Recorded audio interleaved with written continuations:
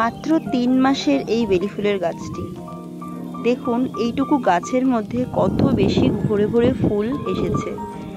এই গাছটিকে আমি যখন নার্সারি থেকে এনেছিলাম তখন ঠিক 2টো ব্রাঞ্চ ছিল।